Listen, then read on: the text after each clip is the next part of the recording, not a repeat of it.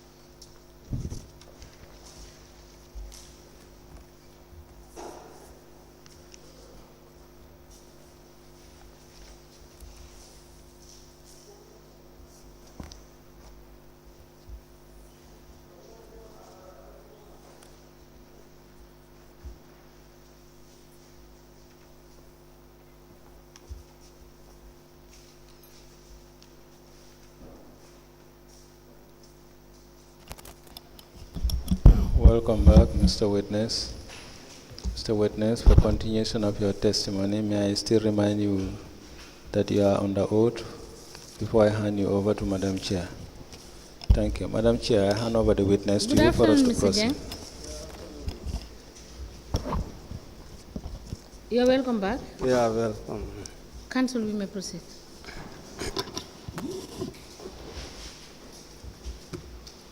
Yes, thank you very much, Madam Chairperson. Commissioner Jordan, do you have any questions for this? No. Mr. Jeng. Yes.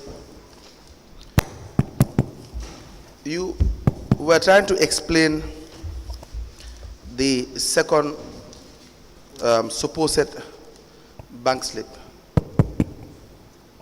You said, I understand that you said one person gave you 4 checks? Yes. Oh, I'm sorry, Madam Chairperson. It appears as if the interpreter stepped out.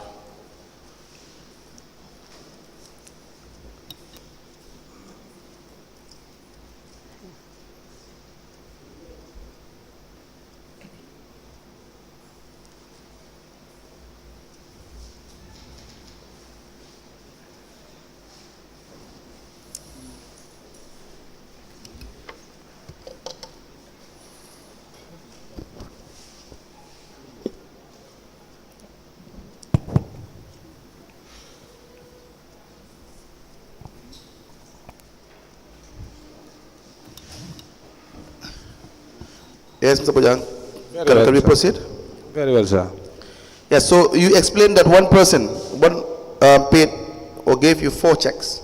Nena legi nga wax ñu wala nga leral ñu ban nit la ki nga xamne ko nga wane mo la jo ñenenti check yoyu. You said that? Wa may amé ndomba. I got his number. Mr. Jeng, that's not the question. Nena la bobu la ci bi de. The point is, one person gave you the 4 checks?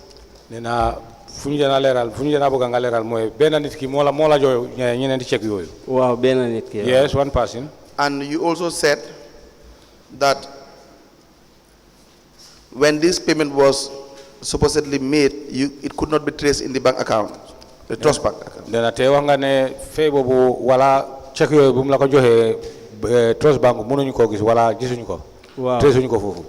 Yes. And you were also explaining that the person had to call you to suggest or propose paying to you every month $5,000. Is that correct? Na te ci kaw lolu nga daldi wax ne koku dafa la mujjé call wala o di la wax ne légui lu may def moy ñenenti check yoyu dina la ko jox wër bu nekk ma jox ben check 5,000.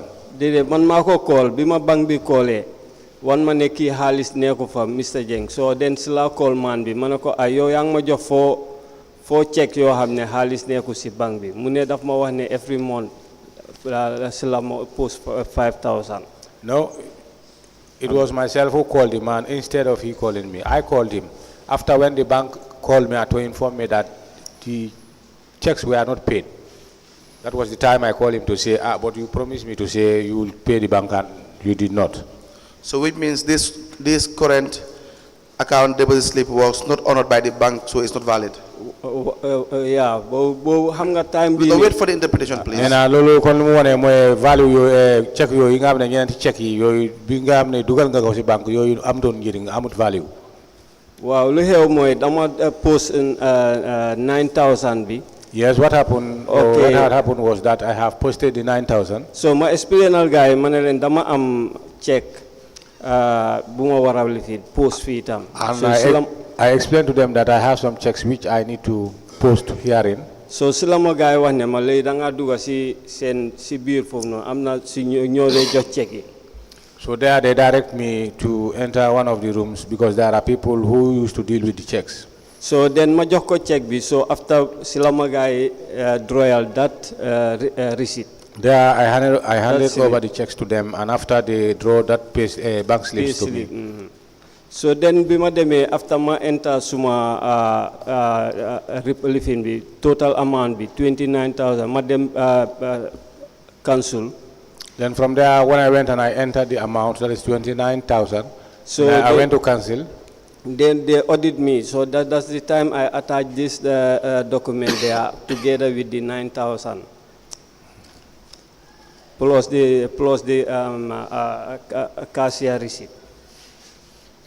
Mr. Bojang? Very well, that's English. Now, the bottom line is the trust bank cash deposit slip for 9,000 is valid. Yeah. Nena kon deposit bi nga amne bo bi nga joxe bu 9,000 bi bobu dafa nekk lu wér dafa value. Wow, bo valid. Yes, very The well. one for the $20,000 is not valid. Nena bu 20,000 bi bobu baaxutoon value. Wow, after lama bank bi call ñu ne ma Mr. Jeng Mr. Jeng, answer the question. You have already explained Nena, to us value. the scenario. Answer the question. Is it valid or it's not valid? Because we will call the trust bank people to see whether this is valid. Nena, you tell us the answer. Yeah, it's not valid. It's not Yes, valid. so that is what we want to hear. So Yes, this one is not please. valid. Yeah, that one is not valid. So which means we still have $20,000 is outstanding. Nena kon ba léegi anga amee bor wala du des li nga xam ne dugut mooy $20,000. Why after man we post na Yes, but 20,000 after bi. this the man have been posted the Daf ko 20,000. post si area council account bi. He posted it to the area council account. When was that? Nena li kañ la woon? So dama ko call mu ne ma lifin bi dugal na. So I called him, he told me that it have been deposited. Send And after, so then after ma sila feka issued na ko receipt already. Why after ma hamne bobu dugal na be pare amul problem. while I issued receipt to him because I believe that it have been deposited already. That's the trust bank account? Nena boobu mooy trust bank account. Wow, trust bank account. Yes, very well. When was that? Nena li kañ la woon? So mooy bi ma waxee ne ma moom si boppam Omar Jammeh daf ma wax mu ne ma xaalis bi dinaa ko post bank every month si account yi fii Birkama area council. He, Omar Jammeh, informed me that he will be depositing this money in Birkama area council accounts every month. Wow, well, bi ma ko laajee wax na ma mu ne ma. Mr. Jeng, was that done? Nena mbaa def na woon loolu. Waaw def na loolu. Yes, he did. Can you show us in the trust bank account? Nena léegi mbaa mun nga ñu ko woon si trust bank account. Did it? No. What do you mean no? Nena soo ne no loo mean soo ne déedéet. Waaw moom dama call Omar Jammeh ma confirm ndax post na xaalis bi mu ne ma waaw. I called Omar Jammeh to confirm whether the monies have been posted, and he answered in affirmative. Now show us in the trust bank account where the money has nga woon ñu ko si trust bank account. No, amewuma seen naka slip de. I don't have their payslip. Amewuma seen slip. No, but you will see his name. Nena waa da nga gis turam. Waaw Omar Jammeh xam nga lu xew mooy loolu laay nekk di explain ni moom Because what had happened is what I'm trying to daf explain. ma jox 4 checks yi. He gave me the first checks. Si nekkul si banque bi waaye after bi ma banque bi callee ma call Omar Jammeh mu ne ma dina put money bi foofu noonu. And the checks were within the bank. And when I was called and I contacted him, he said he will be paying it to the bank. Go ahead. After for some time ma call ko ma ne ko naka checks yi ma joxoon yëpp de settle nga ko mu ne ma waaw. After sometimes I called him to inquire, and he has settled them all. Now, is it true what he told you? Nena moom lu mu la wax ndax loolu moo amoon dafa xew dafa dëgg la. Waaw gëm naa ko. Yes, I believe in him. Now we will give you the trust bank account. Nena léegi lu ñuy def mooy dinañ la jox trust bank account. And you tell us where nga the... nga won ñu ko nga wax ñu ko fu mu nekk.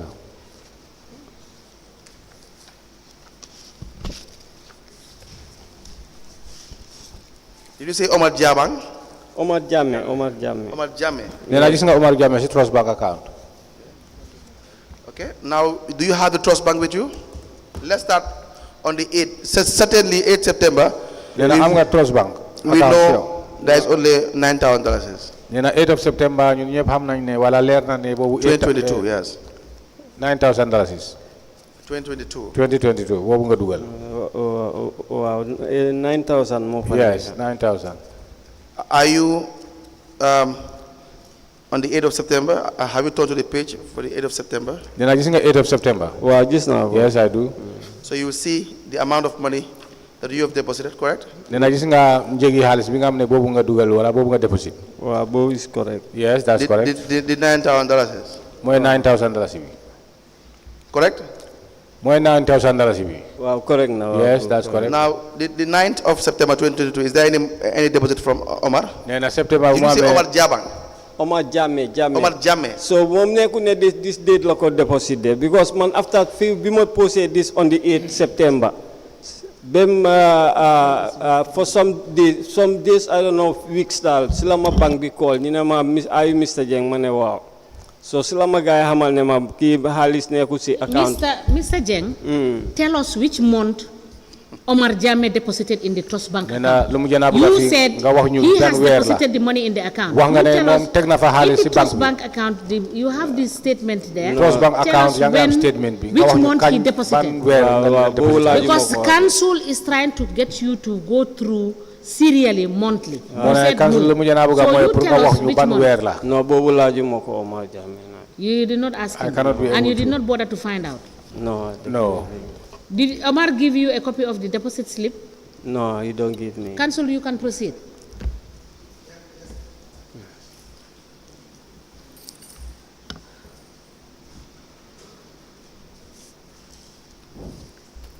Please, Mr. Registrar, we need to get back to your seat. Yes, Mr. Jeng, we will need you to tell us, in your words, for the purpose of the evidence, whether the monies you are trying to paint, that it exists, whether it's in fact in the account or not. nee na léegi dafa bëgg a yow sax nga wax ñu si sa laamiñ nga leeral ñu xaalis bi nga wane bi nga xam ne boobu nga nekk di wax mbiram. And ndax just as xaalis the bi chairperson said, we need to dugal na ko wala dugal na wala dugut. No, bobu leerut man nak. That is not clear to me. No, it will be clear to you nee na dana leer si yow. because the bank statement is here. nee na bank account mu ngi nii deposit naka la statement bi mu ngi Is fii. that not the case? ndaa du noonu. Do you agree that if the money is paid nee na nangu nga ne xaalis bi fay na ko. by Omar Jammeh, that it will reflect in the account? ne su fee xaalis bi dana reflect si account bi nangu nga loolu. Waaw si fay nangu na lo si Yes, I fay agree. fay nako dina reflect. Yes, when these monies are put into the bank, it will reflect. You have the month of September 2022 with you. Nena Have you yangi seen ame- Omar Jammeh's name? Very September 2022, nee na ndaa gis nga fa turi Umaru Jammeh. September.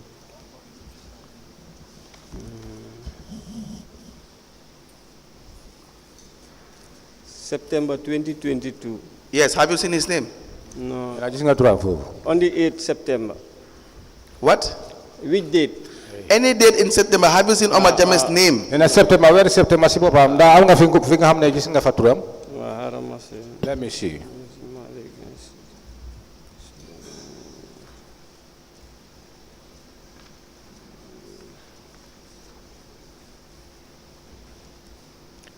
It's not there. nee na nekk fa.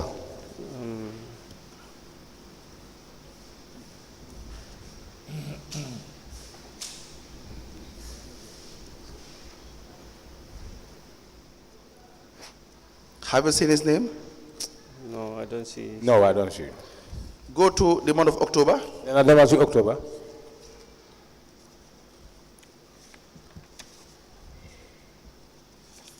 Have you seen Omar Jammeh's name nee na gis nga foofu turi Umaru Jammeh.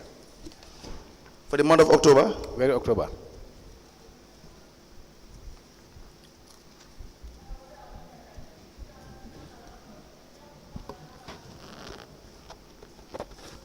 Is there any Omar Jame?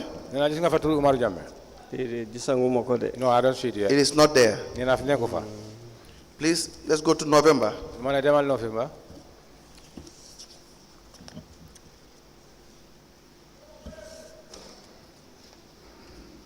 You can turn to the month of November. Nena yang si weeri November. Are you there? no No. am It's nga not, is, maa ngi fii nii maa ngi still October waaye dama gis Mustapha Jammeh. Omar, you gave us Omar. Nena turu Umar la Jammeh. ñoo uti du Mustafa. Umar. You said Umar. doomam la dee yónni. Please. Okay, He used to Don't send- give us too many He used to excuses. send his son.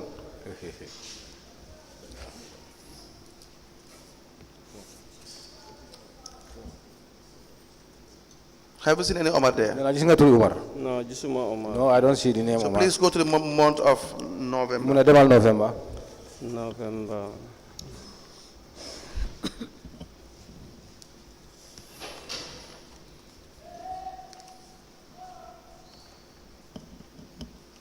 Yes? waaw maa ngi November. Yes, you tell I'm at the us. month of November. You talk about Mustafa. Mustafa is Juf. The one here is Mustafa Juf. Mu ne turu fa nekk boobu du sa Mustafa Diouf la du Jammeh. no man bi ma laa wax Go ahead. Go ahead, sir. bi ma wax Mustapha Jammeh la Mustapha Jammeh.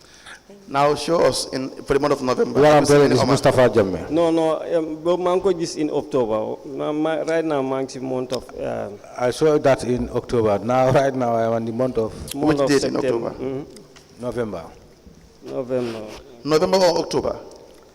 No, October. October. Let me go revise. Alamadelu sigana myself. Yes. So please give us the date. We move on.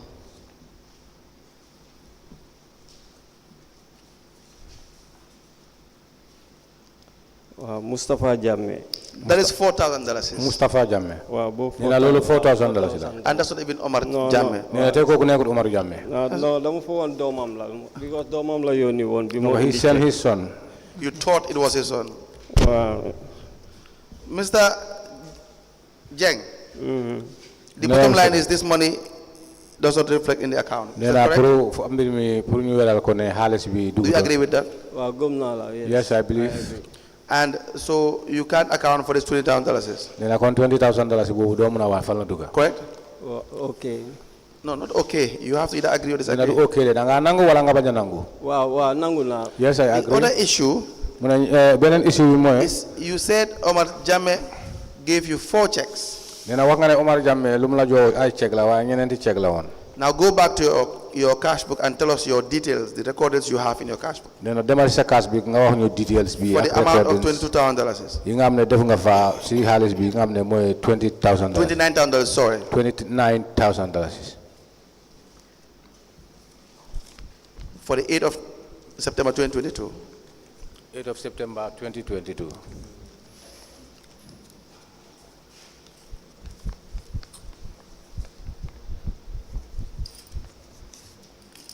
Wow, Omar Jammeh la. Omar Jammeh. Omar Jammeh, wow. You have, just wait a minute. The first name you have in your entry, what's the name? Nena tur bu njëkk bi nga am si entry bi mooy ban tur la. I'm Arafang Tambajang. Arafang Tambajang. How much? mu ne ñaata 5,000. 5,000. The next name? Nena beneen bi. Benen bi Bubakar Kamati. Boubacar Kamati. How much? $2,000. $2,000. Other one? Beneen bi. Ansumana Gumane, 2,000. Gumane 2,000. Yes, go on. Moneka 9,000. So That Omar is the Jammeh, Momo 9,000. check with 20,000. Then Omar me issued have the your check cash. for 20,000. Let me have your cash book.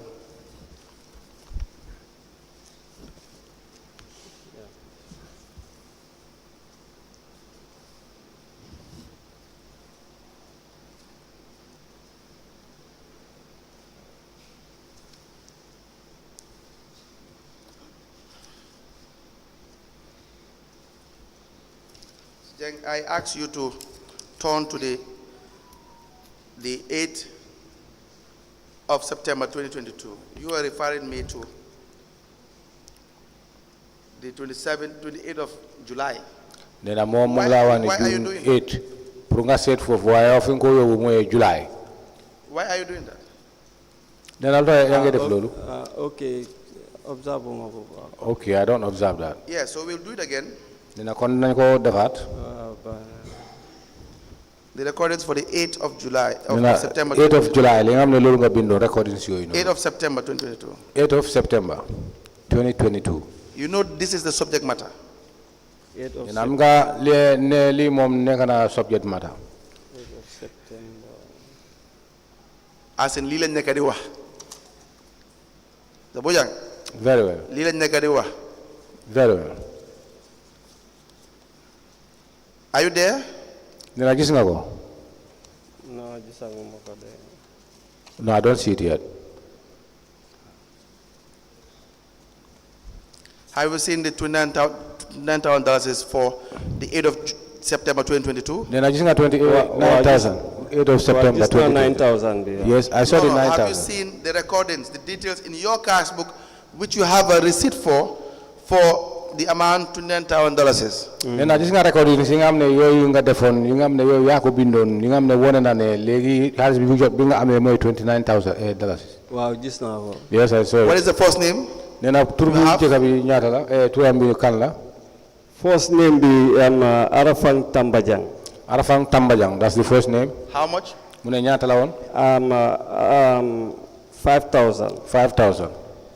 Is that paid through, is it cash payment or check payment? Nena kooku xaalis la fay wala chèque la fay? Cash payment. Cash payment. The second? Ñaareel bi? Ñaare bi Babukar Kamati. Babakar Kamati. Babakar Kamate. Yeah, How much? Mu ne ñaata? 2,000. 2,000. The next one? Mu ne beneen bi? Ansumana Gumane, 2,000. Ansumana Gumana 2,000. Please proceed. Okay. Omar Jamme, 20,000. Umar Jamme 20,000. Okay, go on. Is it through cash or check? Nena cash wala chèque? Wa Omar Jamme momo jo 4 checks. It was Umar who issued the 4 checks to me. Let me have your cash book, please.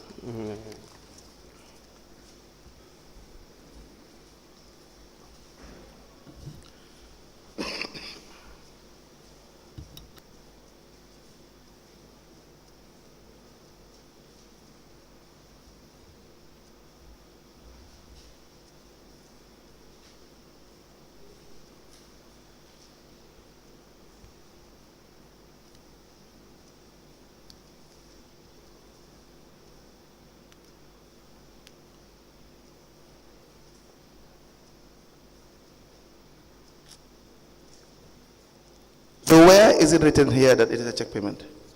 Nena fan lañu bindé ne chèque la moom chèque la fayé ko. Wa mom dafa indi check yi si office bi domam la yoni. He sent his son and brought the checks to the office. So bim indi check yi so then man sila draw receipt bi ma jox ko domam. When he brought the check, the checks, that's the time I draw the receipt and handed over it. Where are the copies of these checks? Then ana copy checks. Yep mu ngi si bank bi, Trust Bank. It's all at the Trust Bank.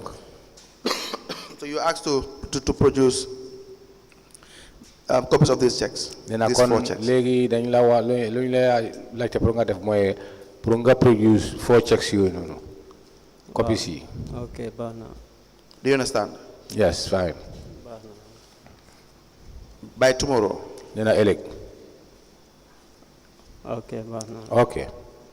Now, is it not the case that if you record monies that you have received and you have been given a check, you must record the details?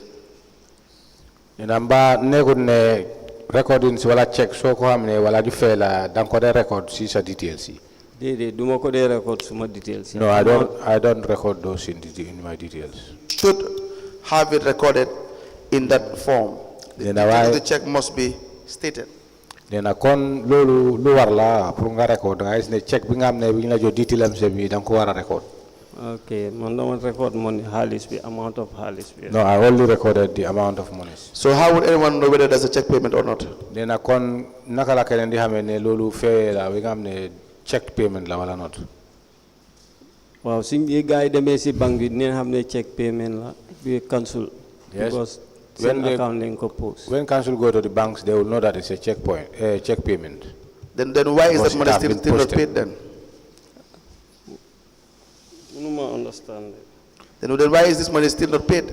Nena kon Loolu kon si Omar Jammeh la. ba léegi feyuñ ko. Léegi man loolu la ma ko loolu mun naa koo toppa because fayut. Yes, that is from Omar Jammeh. I can be able to follow him because he don't pay. Which branch did you deposit? Did you take these checks to? Nena ban bank nga yóbbu ci ñaari ñeneenti check yooyu. Trust Bank. Trust Branch? Bank. Ban branch?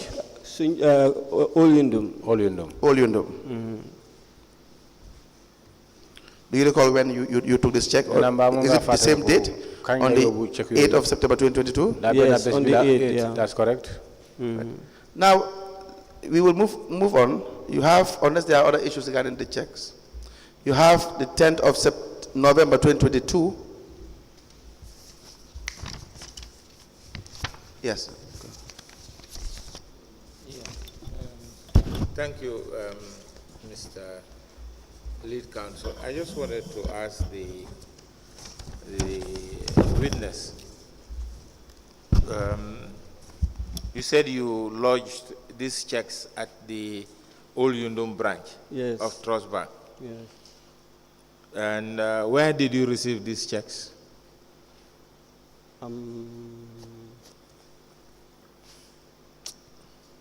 No, doomam bi na daf ma fekk si office bi Olyndum fii. Ci office bi? Willingara. Waaye mënuma His son found me at the mënuma office, jàppa date bi. but I can't remember the date. Sorry, Brikama Area Council has an office in Willigara, Yes. Nena am ngeen office bi Lingara Brikama Area Council.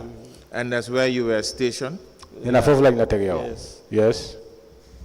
And my question to you is the second payment. Nena moom laajte am bi The mooy total amount is written in pen, 20,000. ñaare fay bi nga xam ne 20,000 boobu dañ ko bind si pen. Waaye But you have said that is not a valid receipt. loolu si Nena waaye wax nga ne receipt boobu am value wut.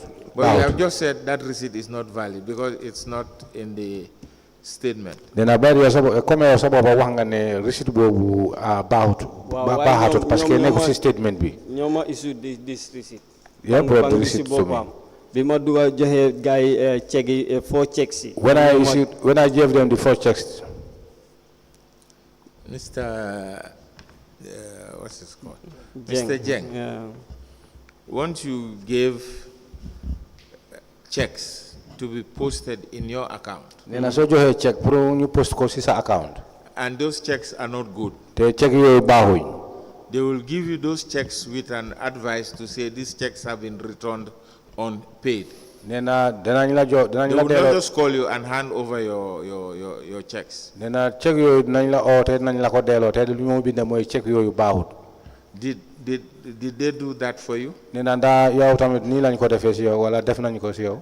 déedéet xam nga. No, No, because please. déedéet Did jawuñ they loolu. give you an advice to say these 20,000 checks did not go into the Brikama Area Council account? Because you went and paid it into Brikama Area Council. nena bi nga demee fay check yooyu si turi Brikama Area Council. So wala if seen they are account. not good, nobody would give you back the checks without having it reversed. waaw loolu laa nena la kon su fekkee ne check yooyu baaxut comme ni nga ko waxee kenn du la ko delloo fekk reverse suñ ko.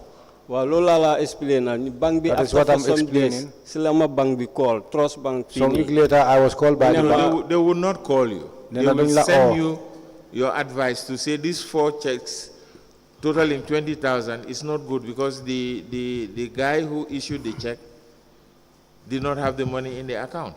Nena boobu duñ la oore dañ lay bind wala dañ la ko yëgal ne check yi nga xam ne dugal nga ko fii nena dara ne ko fa parce que boromam bi amut fii account xaalis si account am. non waaye moom si boppam man bi joxe issue checks yi daf ko date comme like September, October, November, December. The person who used to control the checks, he dated them different months, Mr. Jeng, September, October, November. You are implicating yourself all the more. Nena yow yaa ngi dugal Why sa should bopp you bu baax. go and pay an October check in September? Nena October check luta nga dem fay ko September. déedéet lu ma la try pour explainer. No, what I'm trying to explain is that man bi ma joxee check bi on the 8. when this man issued check to me, it was on the 8th. bi ma demee si banque bi joxe check yi ñoom after for some time la ma gars yi nekku ne instantly leen ma wax ne ma check yi xaalis nekku fa. When I go and I deposited the checks, it's not instant, it's later. si leen ma jox this document. And that's the time I was given this document. Léegi nag after bi ma demee for some days si la ma banque bi call jigéen moo ma call sax mu ne ma Mr. Jeng check bi nga biñ la jox. Mr. Jeng, thank you. We have heard your evidence. Thank you so much.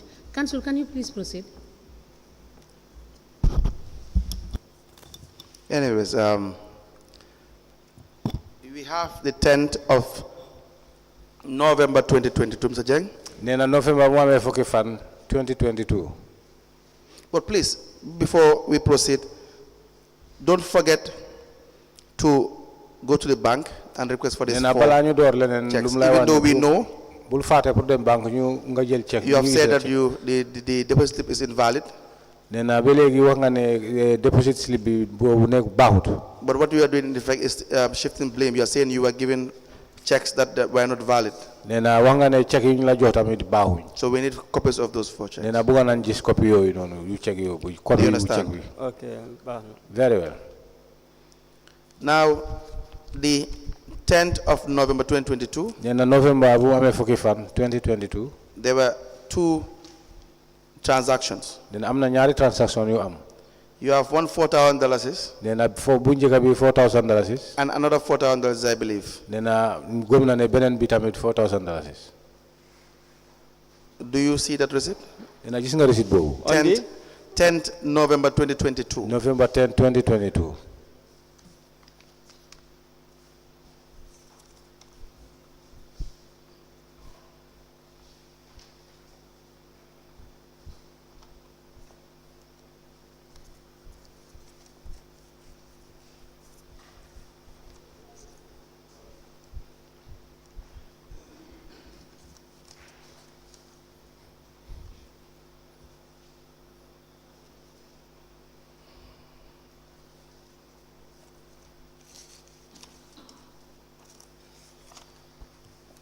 Are you there? No, I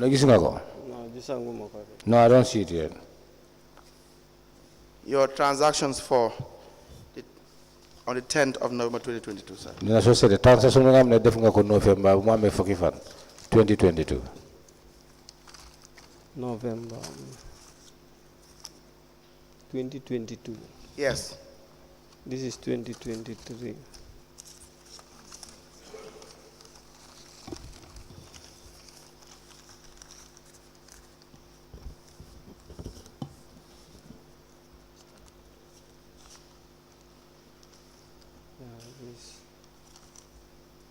November 10 November.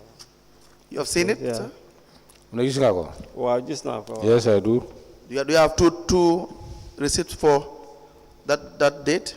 Then I'm going to receipt. 2 receipts. Do you have them? Each it should be $4,000. Then If you are correct. No. Ñaar receipt yoy bu nekk ñenenti junni la. Déedéet. No. You only have one. Then a benn rek nga am foofu. Waaw, benn rek. Yes, only one. That's fine. We will go with that for now. Then a ba léegi baax na nañ ko. Do you have a bank slip? Then am nga bank slip. I'm not bank. A bank deposit slip? Wow, Vesta Bank. Yes, Vesta Bank. What's the date of the bank deposit Then slip? a bés bi kañ la.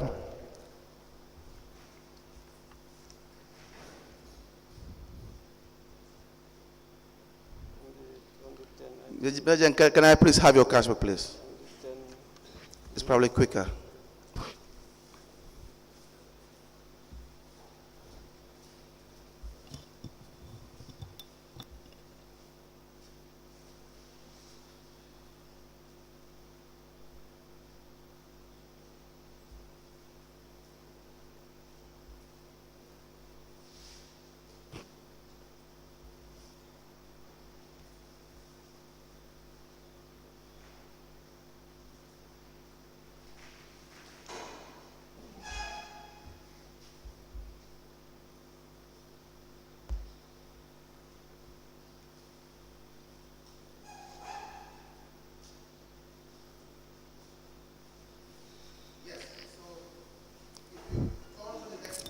turn to the next page, Then I saw them as even page.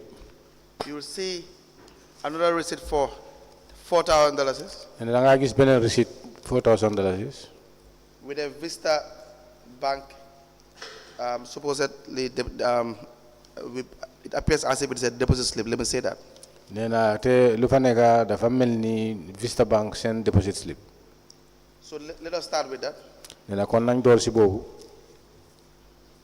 You will be shown the page we are referring to. Nena nañ la won page wi nga xamne ci bobu lañ nekk.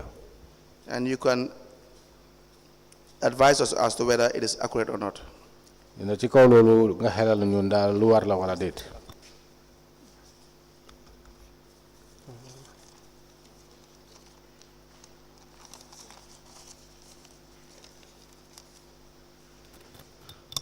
Do you confirm there are 2 receipts for the 10th of November 2022? Nena leer na ci yow ne on the 10th of November 2022 ñaari slip mo fa nekk.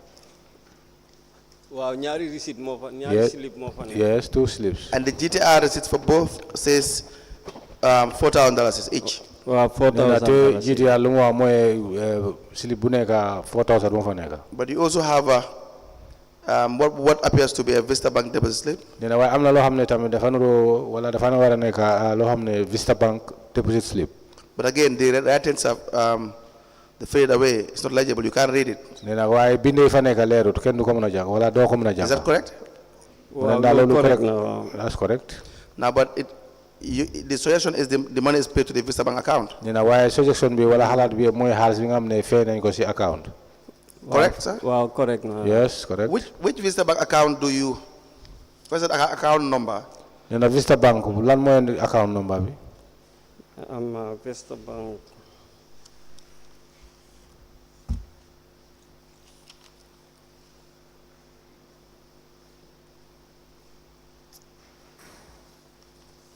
No, binday clear would feel na. The license are not clear. But you may see Account another Nena mënu valid one or one that is very clear as well. mënu nga gis benen bu jëna wi nga xamne mo jëna leer bi.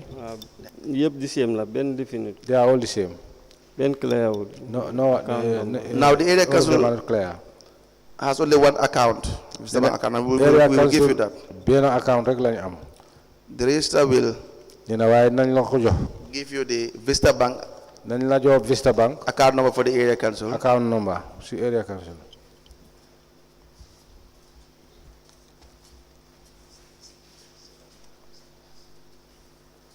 And please read out the account number. Nena ci kaw lolu nga jàngañu account number bi.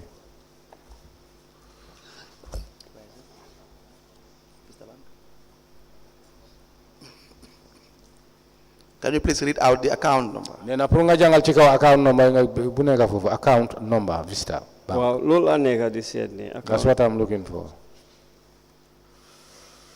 Honorable Register, can you guide the witness as to the account number?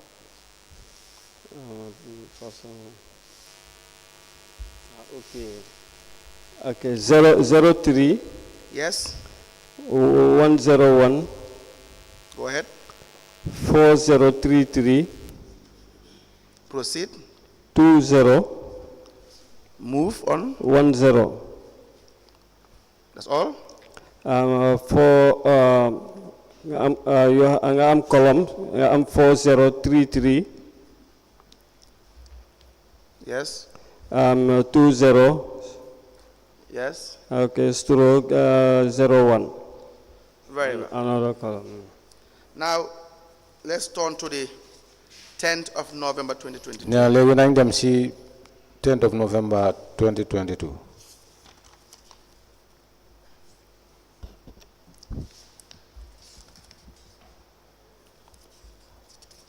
$2023. 2022.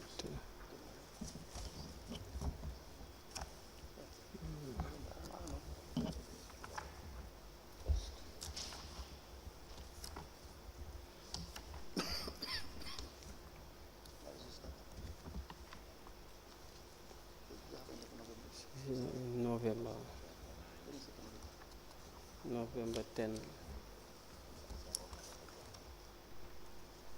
2023. Are you there? Wow, Mangfa. Yang fa. For Yes. the 10th of November 2022. November 10, 2022. Wow, Mangfa, November 10, 2022. I'm already there.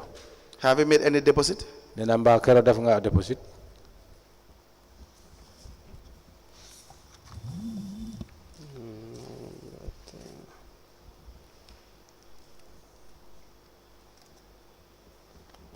Yes, Mr. Jeng? Wow, suma tur bi la neka di set. Balamot. Okay. I'm looking for my name. All right.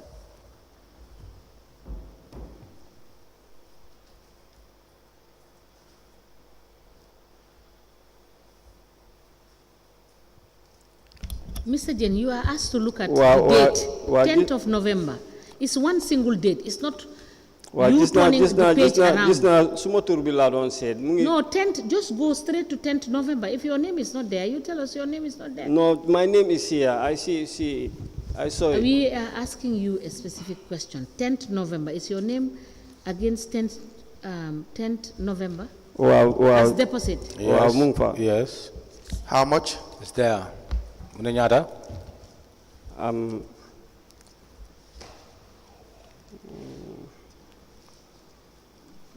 10,000. 10,000.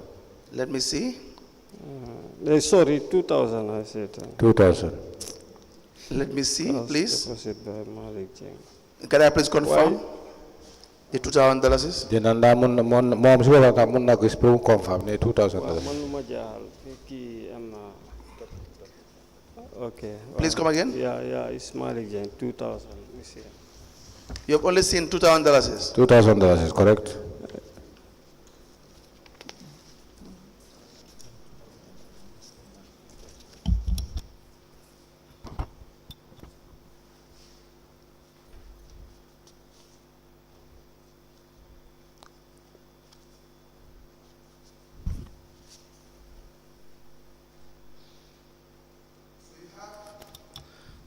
Two deposits Nena kon ñaari deposit nga am kero. for the 10th of November Moy 2022. November bo amé fukki fan 2022 ñaari deposit nga def. The first 4,000 is seen. Nena I'm not gis sure whether you nañ have seen it. gis nañ first No, 4,000. it's not the only it's not just $2,000. Ne ko $2,000 rek. The same tent you have another $2,000. Nena si bena bes bi la nga am benen $2,000. Do you see that? Nena gis nga lolu. Wow, xam nga lolu guidance am error si lifin bi posting because Yes. man bi dafa post 2,000. So You know after la ko won mané ko 4,000 la halis bi. You know So the then lolu motax mu issued ma another slip. Mu def so xolé si slip bi mu fa def 1 and 2. The man have read an error by giving me a slip of 2,000 because I told him, when I told him it is 4,000, that is the time he issued me another receipt for 4,000. No.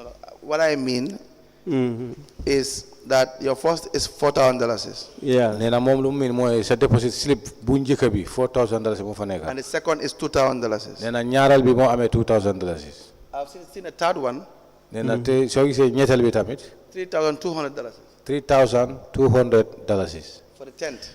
the same 10th of October.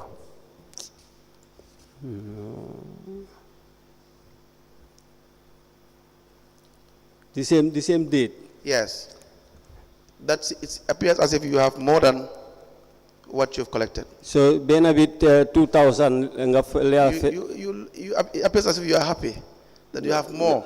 When When you don't deposit the money, you are telling us stories.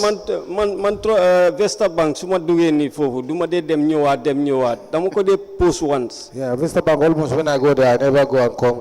I just post at once. You have so many instances wherein the monies cannot be found in these accounts. Nena so said am na jamono yu bari nga am ne wala ay entry yu bari nga am ne sa xaalis bi nga wax de dugal nga fofu kenn du ko gis. Let me have your cash book. We are only fair to you because you said you can only see $2,000. Nena ba léegi de ñoom dañoo jëna jub si yow parce que soo seetee da nga gis ne wax nga ne $2,000 la. But you have about 9,400 or thereabout. Nena am na yoo xam ne 4,000 wala lu mel ni loolu. It's still more than what you've collected. Nena kon loolu bu ëpp yow li nga xam ne loolu nga collect. You should explain to us, but apparently what I'm saying Nena foog nga leeral ñu waaye moom lu mu nekk di wax mooy is that when we see the amount in your in the bank statement, nee na bu ñu gisee amount bi nga post si bank statement bi we do tell you. nee na ñoom dañ la ko dee wax But when you can't find it in the bank statement, nee na waaye suñ ko gisul si bank statement you will tell us stories. dan nga door di wax ay story ay talin. Now, where will you even have more or pay into the bank more than you even collect? nee na kon naka la moo demee nga fay li nga fay si banque bi moo ëpp yow sa boppa li nga How is that even collect possible? nee na loolu naka la moo demee wala naka la xewee comme lu ma fay si banque bi mu ëppa Yes, yes. Yes. If you add 4 plus 2 plus another 3, that's more than $8,000. nee na soo seetee soo amee ñeneent nga am ñaar nga am ñett ak leneen nga boole leen loolu ëpp na juróom-ñetti junni Do you understand?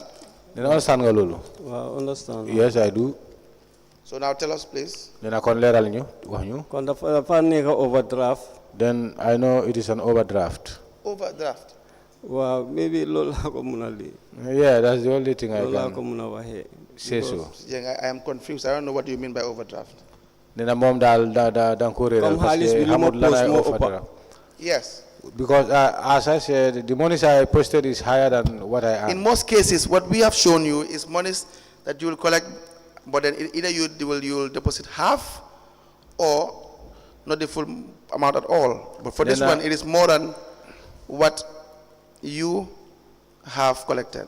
nee na bu njëkk bi luñ dee gis luñ nga dee woon mooy xaalis bi nga xam ne boobu nga dee jot si fil bi wala boobu nga dee collecte doo ko dee dugal yëpp si banque bi génne wala ngay dugal wala lu gën a tuuti xaalis boobu nga dee dugal nee na waaye léegi fu mu ne nii lu ñoo gis mooy xaalis bi nga dee post si banque moo gën a bëri xaalis bi nga xam ne bu nekk sa loxo bi nga jot si revenu bi Not bigger than possible, but more post ni.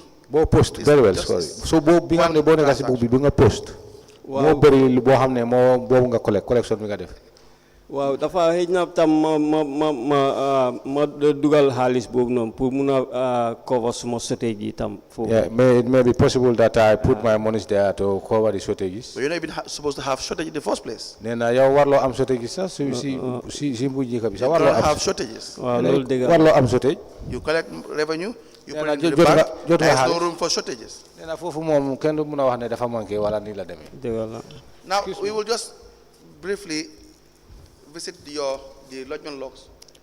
nee na léegi lu am lu ñoo def lu foog ñu seet sa logman log bi There are moments when you were not present nee na am na ay jamono yi nga xam ne doo dee fekkee for submission. pour submission bi pour dugal xaalis bi You could not be audited. nee na mënuñ laa audit Do you know why? nee na xam nga lu tax We see Malick Jeng from the Isn't 16th to the 22nd of June 2022. gis nañ Malick Jeng on the 16th to the 22nd of June 2022 Your machine recorded $2,000, but you were not present for the purpose of nee na audit. sa machine lu mu wone mooy $22,000 yi nga record nee na waaye yow fekkewuloo pour def audit Mr. bi wala Registrar, can postage you hand this over? Why is that, sir? nee na lu tax loolu waaw jox ma passbook bi ma seet ndax mu ngi fa because sometimes mun naa lifin let silent me see the cash book to know whether it is there because sometimes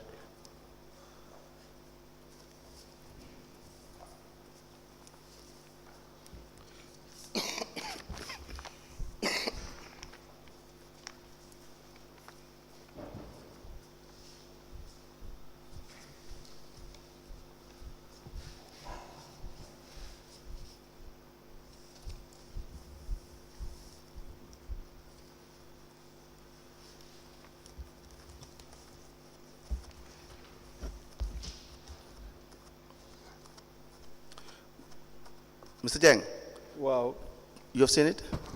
nee na gis nga ko moom la nekk di go open that's what I'm just finding. What is the date? 16th to the 22nd of what? June?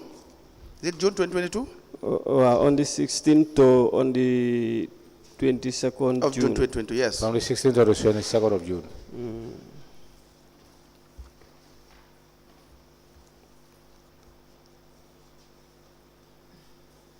Have you seen it in your cash book? nee na gis nga ko si sa cash book.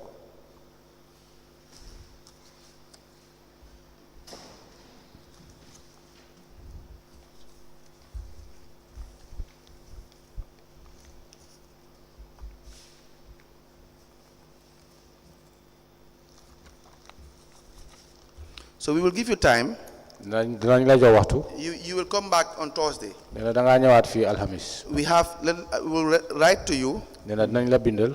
To just give you the moment you were absent for reconciliation.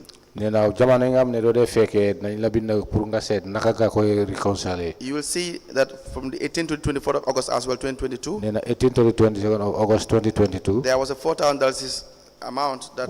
Amount $4,000 la bi nga xam ne. Were not audited for. kenn audited la si boobu. Do you understand? Understand nga loolu. We will write all this up for you and then give it to you. nee na dinañ la ko bindal limal la ko yëpp ñu jox la ko. We have July 17th to the 13th. nee na July 17th to the 13th. $2,000. $2,000. We have between 21st to the 27th. nee na am nañ 21st to the 27th. $2,000. $2,000. Are you following? nee na yaa ngi ñu toog yaa ngi koo dégg. Wow, maa ngi koo dégg. Yes, I do. Yes, and many more. So we will add this and then give you the exact date so that you can check it in your cash book. nee na yii yëpp na leen ko bindal ñu limal la ko yëpp pour nga check ko si sa cash book. So in addition to any other assignment, you will be asked by the commissioners. ak leneen li nga xam ne lu bokk loo xam ne commissioners bi lañ la laajte pour nga isi You ko will please bring this on Thursday.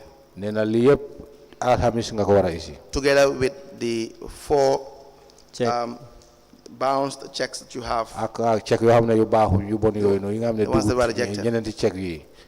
Waa baax na. Are we together? nee na dégg nga ko bu baax. Waa baax na. Yes, we do. That's all for this witness. Yes, I just have a few questions. What grade level are you, Mr. Jeng? What is your grade? Dama dem secondary school. No, grade as in your salary grade. Grade 4 plus. Grade 4? Yeah, grade 4. Grade 4, only grade 4 or 4 point something? Yeah, 4 point something. No, you tell us because I am giving you an exam. Let me check my...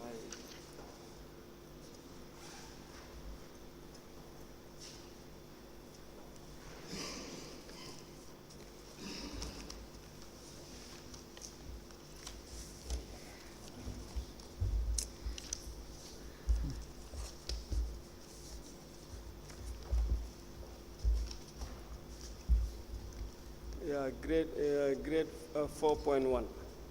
4.1. Did you benefit from 2018 to date? How many loans did you benefit from the council? No, how many loans did you take from 2018 to date? No, I never applied for a loan. You never took a loan? No, I never applied. Are you benefiting from any medical scheme? No. How many businesses do you have? No, I don't have any business. How many taxis do you have running for you? I don't have any taxi. How many bank accounts do you have? I have Reliance. Yes. And Trust Bank. And Trust Bank. What is in Reliance? Is it a savings or a current account? Saving account. And I even have them here. If you want. have them there? Yeah, I have them. Can we have them then?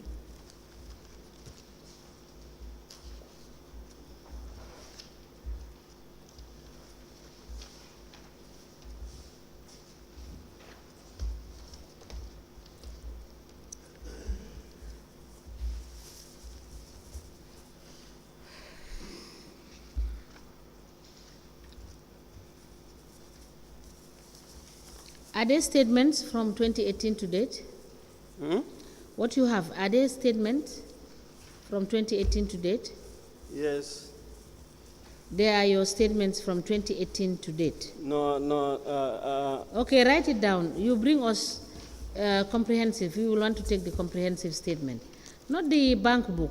Okay. We want a statement from 2018 to date. From the bank? Yes, from 2018 to January 31st. No, I don't have 2018 an account. When did you open the account, the saving account? At Yeah, Reliance? Trust Bank. Is the time? When did you open your savings account at Reliance? Yeah, let me check. You cannot recall? No, I cannot. Note it down so you provide that information for us when you come on Thursday. Okay. And you provide the statement from the day of opening to 31st of January 2023. Write it down, please. Yeah. Thank you.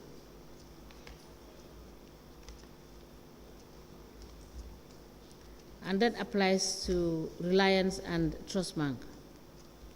Yes. Reliance and Trust Bank. Yes, Reliance. The date of opening to 31st January 2023.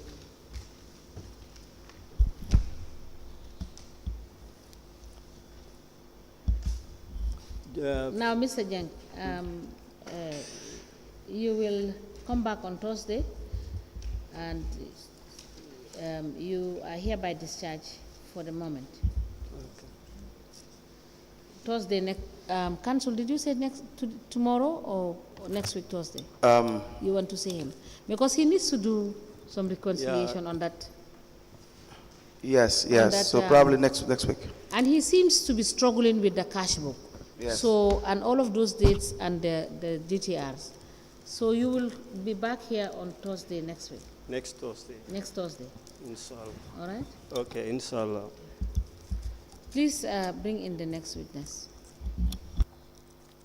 So you said the opening of the bank account, both Reliance and Trust Bank.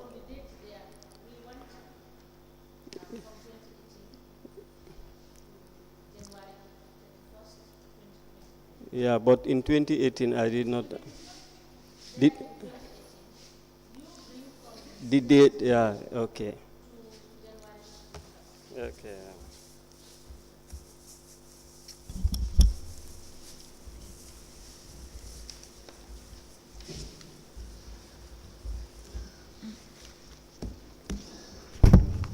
So,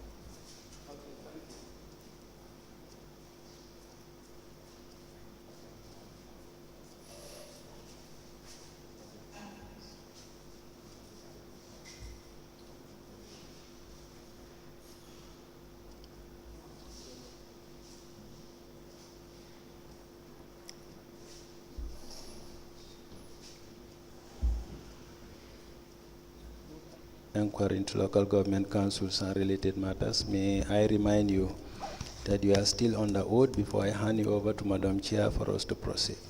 Okay, thank you. Thank you. Madam Chair, I hand over the witness to you. Mr. Kujabi, good afternoon. Afternoon. Council, can we proceed? Yes, good afternoon, sir. Please tell the commission your name.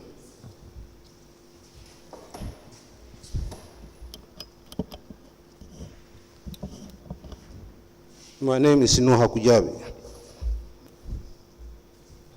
Yes,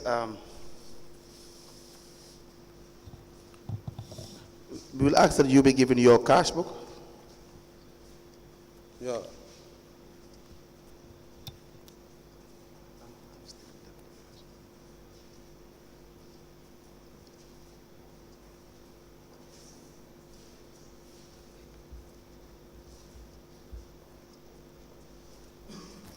Yes, so I have a few questions for you, sir. Can you please guide us through your cash book for your collections for the period 22nd of January 2021?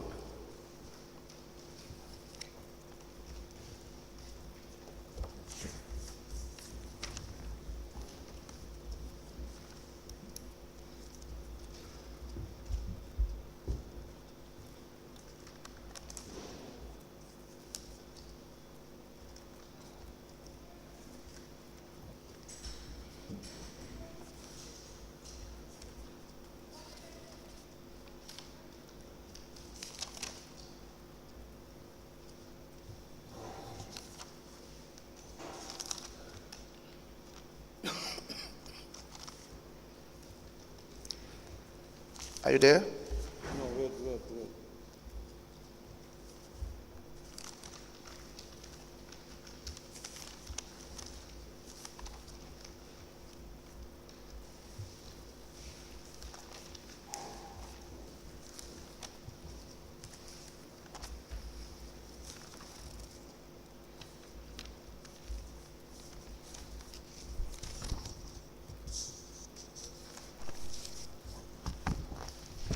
22nd of January 2021. Yes.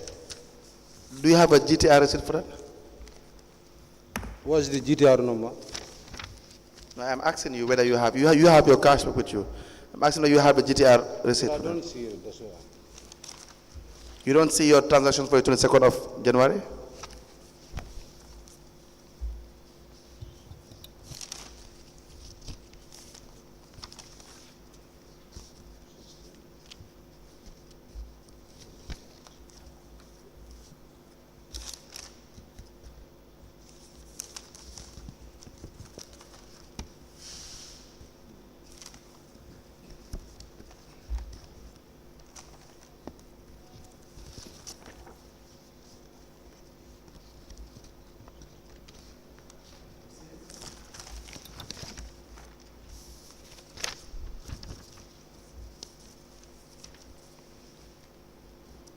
Can we assist you?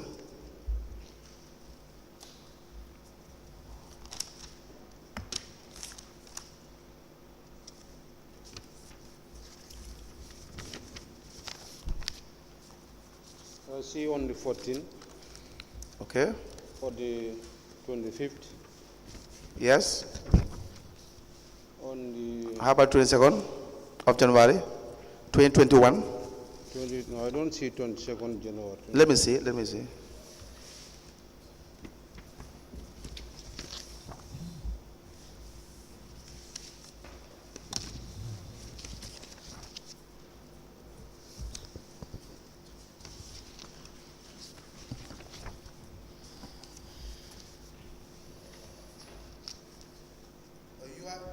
You are in the month of December and November.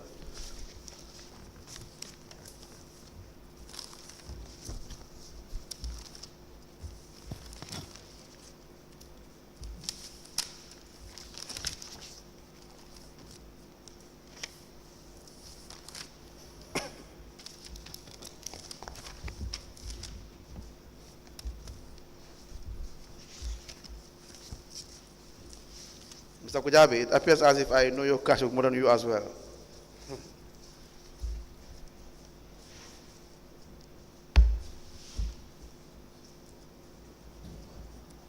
Is that the recordings for the 22nd of January 2021? Yeah. And how much do you have in total for your collections for that period? 12,180. $180. Yeah. And you were given a GTR for that? Yeah. Do you have a bank paying slip? Yeah, I have it. Let me see it, please.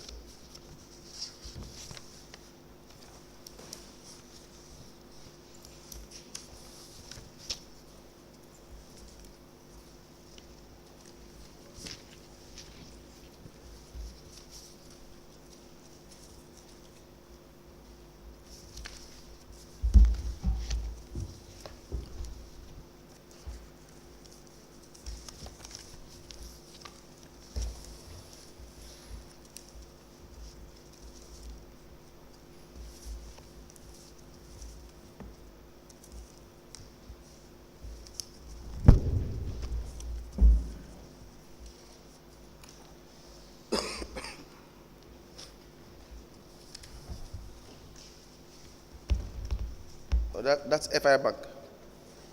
Yeah, FI Bank.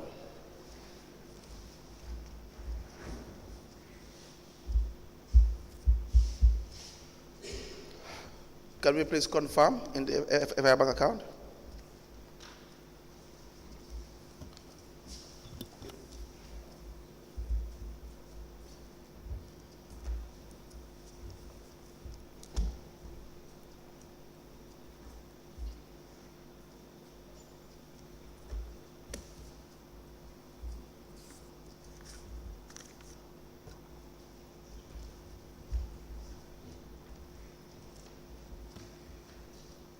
account? Yeah. Yes. So do you have any payment for the 22nd of January 2021? That's what I'm looking for.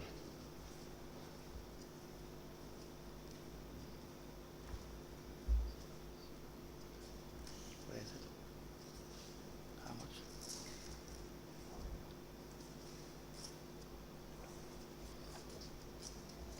Ini. Berapa cara? This here.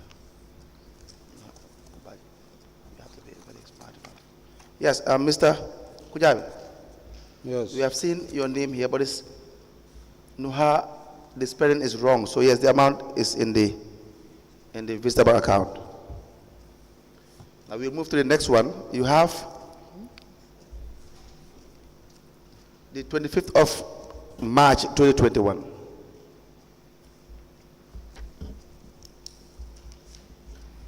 March 25th, 2021.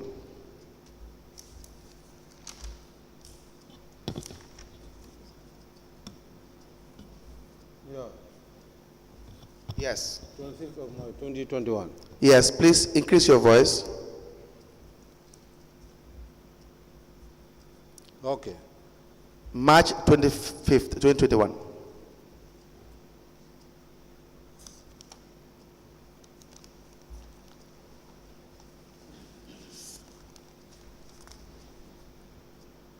Okay. Do you have a bank payment slip for that? Yeah, I have it. May I please see it?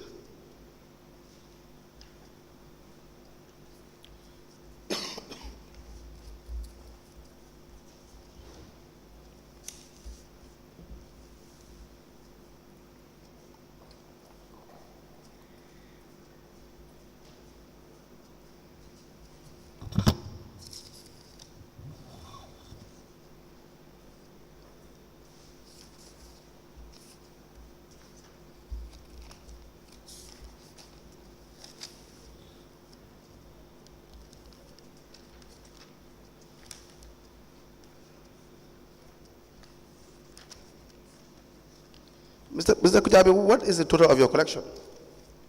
What's the? The total collection for the day.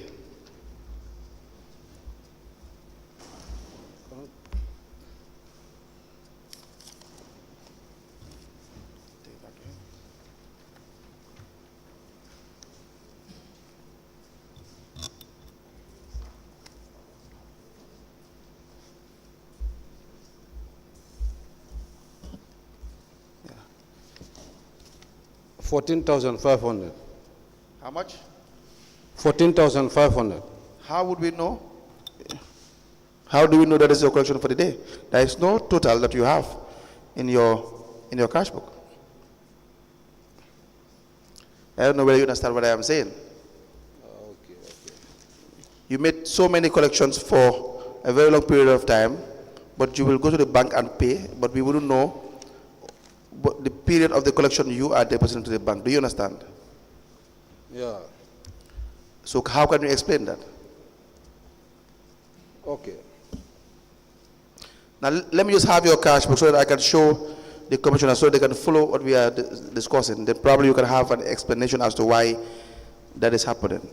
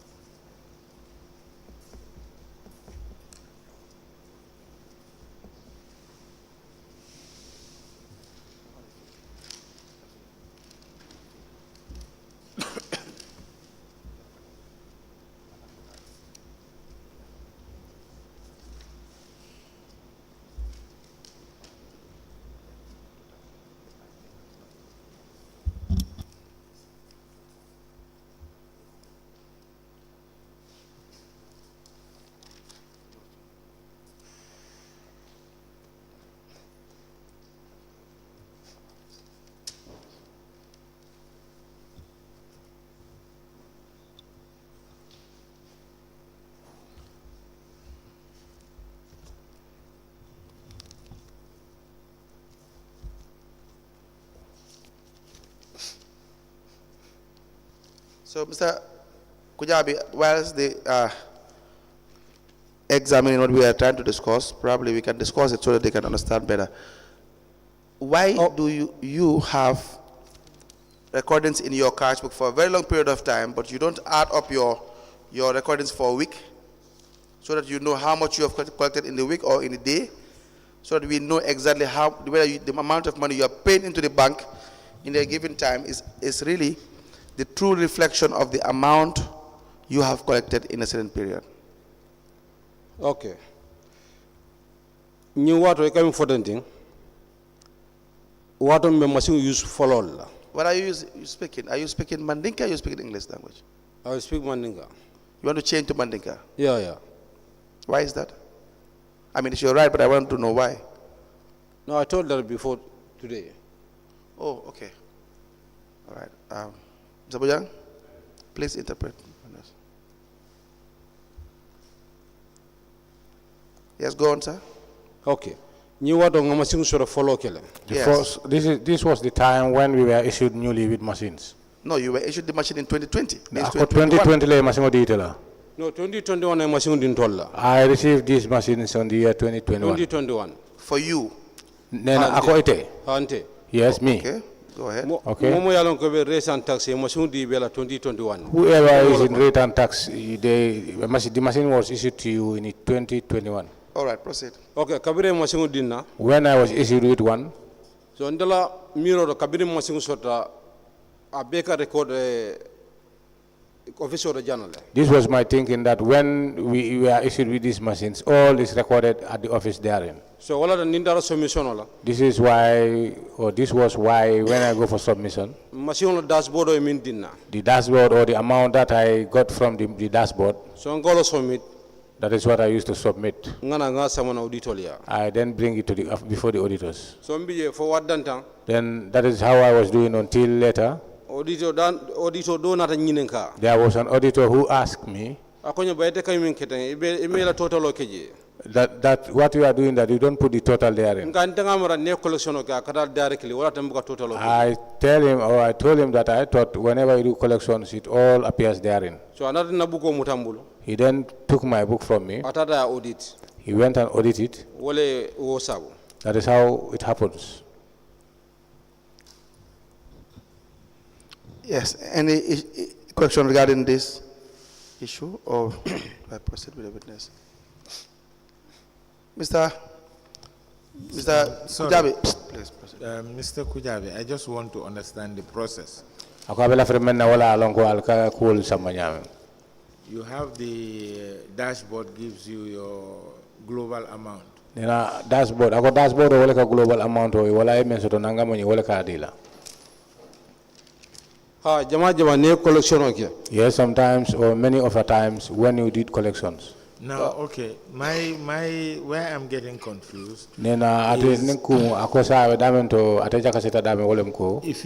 When do you go to the auditors? Is it after you have paid the money into the bank or before you go to the auditors and then go to the bank to pay? Ako san abela fremen na ya fa wala mo alka cool sama nyame.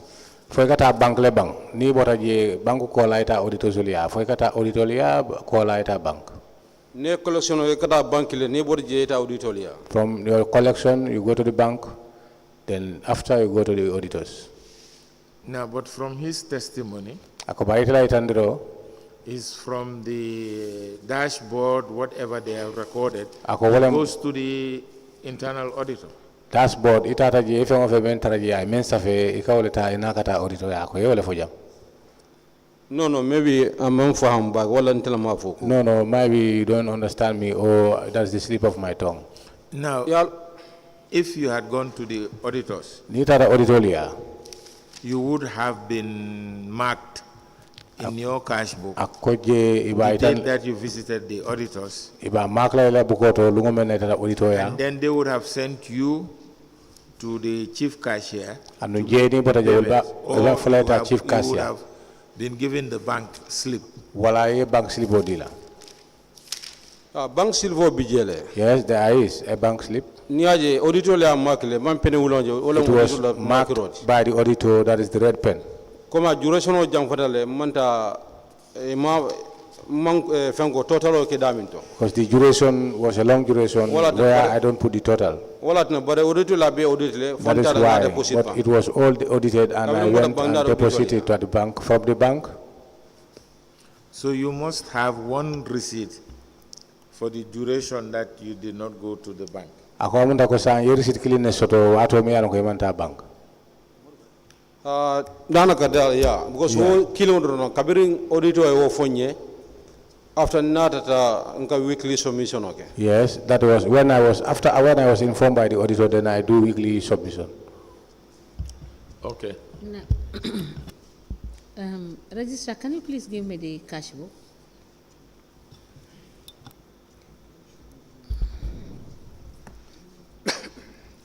And now, Mr. Kujabi, for the issue raised by the council, Ako council ay kumo men miningaten. For all this duration that you made long entries in your cash book, Ako ni watu me alon ko ika safero ke watu ka jamfanyola. all of this should have had one GTR receipt. Ako ni no be ni ajuwe nyantala pour ka receipt kilin soto wala GTR receipt. But here, what you have in your cash book Ako bare jang ite men soto la cash book oto. is confusing Ako wo mol ko ngolu jahasel. because we don't know Ako bayri ndalon no la no mta from malo. what period to what period Wala afolota wati juma la tanta wati juma. are you attaching this receipt for the GTR receipt given to you by Canton. Ning wala mu receipt wolti mi alon ko kantong ya dila ya ataji. Because for each page, Ako ni ajube kayto kayit. you managed to attach one GTR receipt. Ka fero be kele ye recito ke ye GTR receipt. And this doesn't tell us Anu ni recito wol man fen fondole whether it's the collection for that number of people in that page ako fo recito men bije wo fo hada bari ngol tol wala mol mi alon ko tol be ngayto bala ako man fen ne tande jede. because across the page you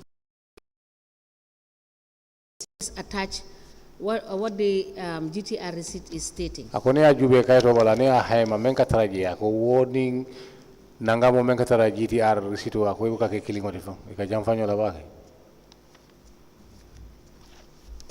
Ngol fatindi over Yes, page that is what I'm mala telling you, that it happens only on that page. bo kabiringa machine yin kumas But when we started these machines, so ndebka total o yinke kayto yin bala I don't put the total on the paper. ndeka continue wala nyama I do continue like that. wala tan yin ko keta This is why it happens. bara kodo min soro daje But the monies that I receive or collected wala from amount there, de ngamin save that is the amount that I save.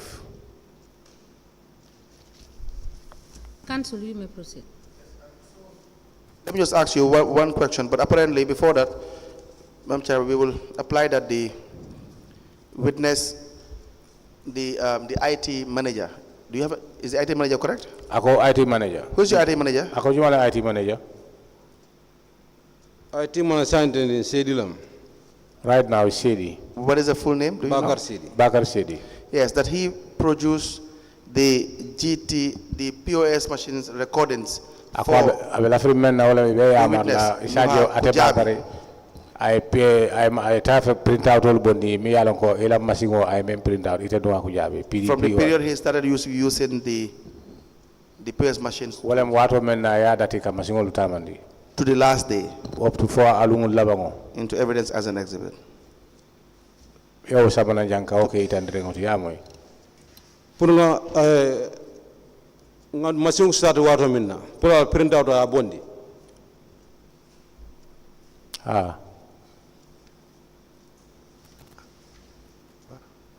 ma understand ba ka kam ako for ali IT information ali IT manager soto leba e ka nyaali nga so sanya ko ni bota jang yeta IT manager ya fay ko ila kabriye masungo dung ibulu ya wo lungo print out sol me yaron ko masungo ka kiye I will be print as adila ya samana jang fo wato men masungo nying ali ya stop mala fay kam moy de very well.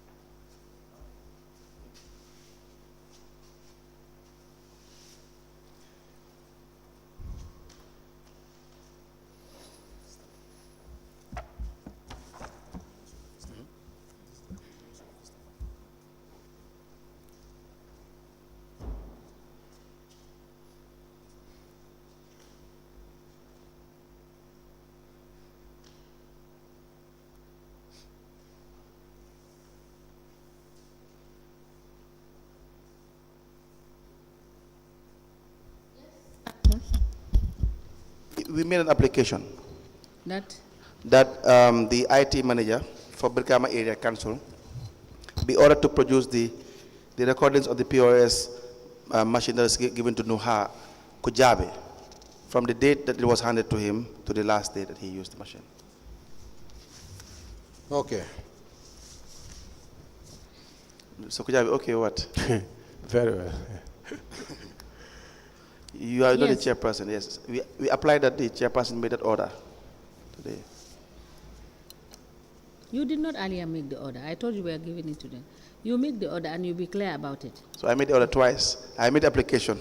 You refer it to me that you Yes. want the chairperson So we are to make making an order. application Yes. for the chairperson to make an order that the recordings of Nuha Kujabi be produced by the IT from the start of the issue date to the end date.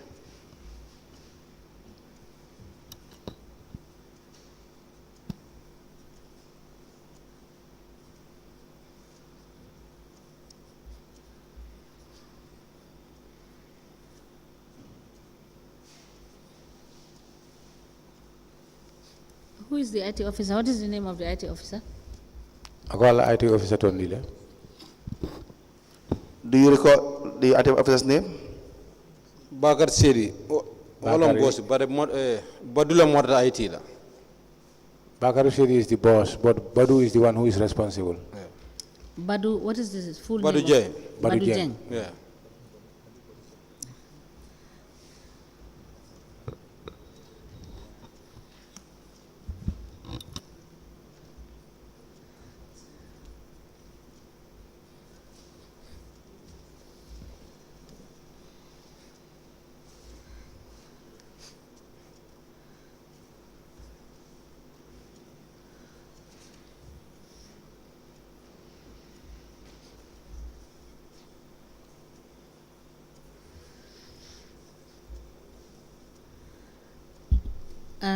Mr. Kujabi, when did you stop using the POS? Ako masingon yung alia stop ka use wari juma. 2023. 2023. What time in 2023? Ako wati juma 2023. No, near that time, but 2023. I forgot the month, but the year 2023.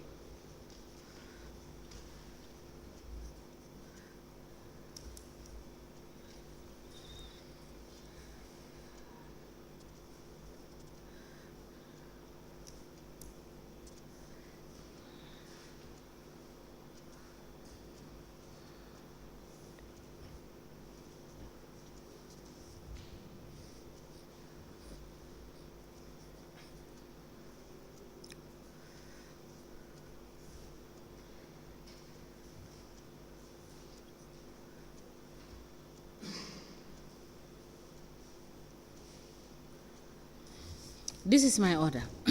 That it is hereby ordered that the IT officer, Mr. Aliu Badu Jeng, to produce the POS printout for Mr. Nuha Kujabi for the period covering 2021 to 31st of January 2023 to the Commission on or before the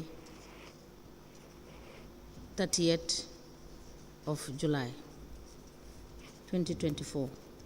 I make no further orders. As the commission places, you will ask that the witness be scheduled for Thursday so that we proceed with the witness once we have these records.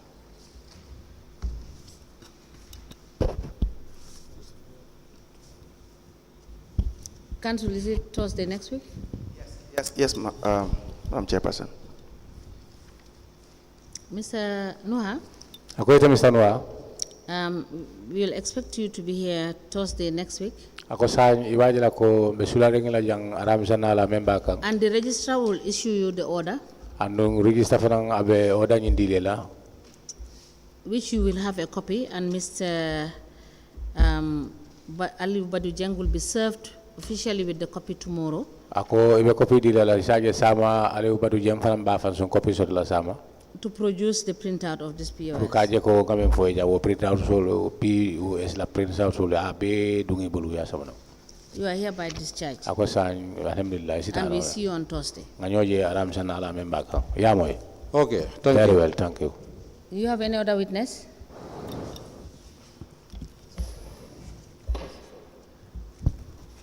Counsel, do you have? We are guided by the registrar, Madam Chairperson. Huh? The registrar wants me to tell the chairperson it is time. I will not tell the chairperson it is time. I did not ask for time. I am asking whether there is any other witness. I believe we can entertain one witness. Do we have one witness? Please, Paul. Thank you.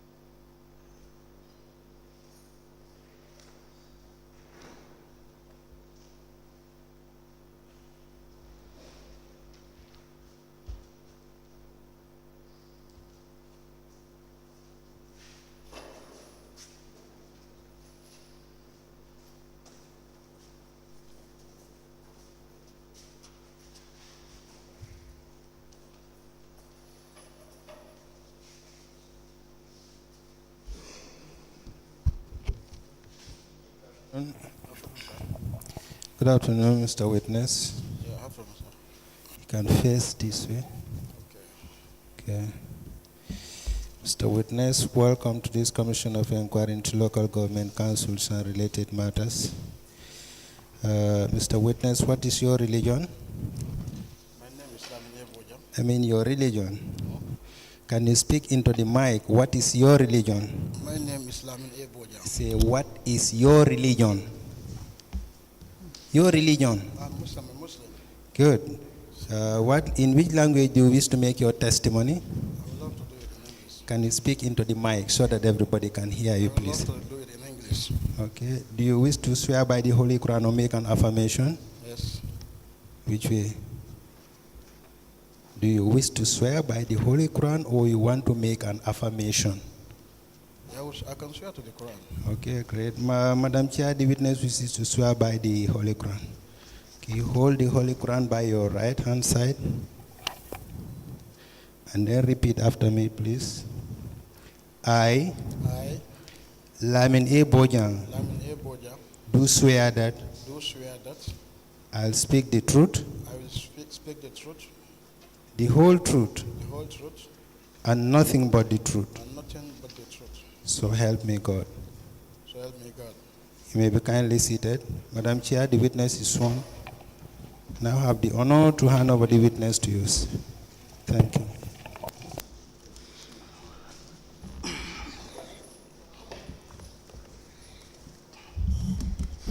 Good afternoon, Mr. Bojang. Afternoon, ma. You are welcome. Thank you very much. Counsel, can we proceed? Good afternoon, sir. Afternoon, sir.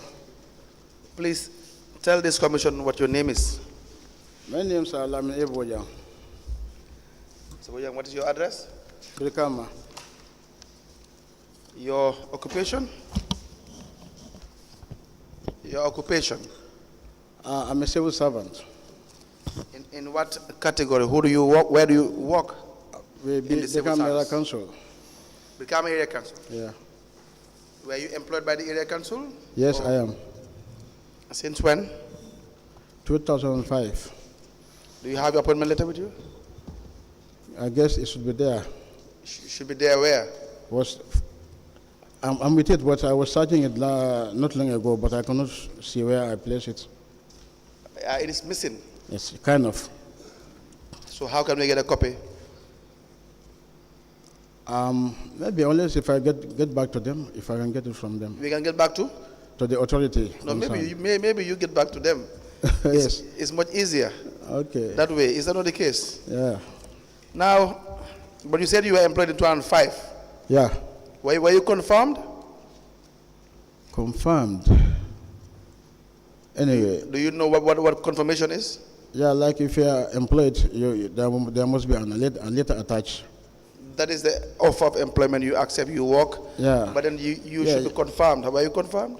I guess I am. Do you know what confirmation is? Confirmation, from my own understanding, is like if you are employed. Yes. The confirmation will be like you are accepted to work with in the institution. I don't understand what you're saying. Uh, I don't understand what you're saying. You are employed and then you are confirmed. What is confirmation? this is what I'm trying to put across.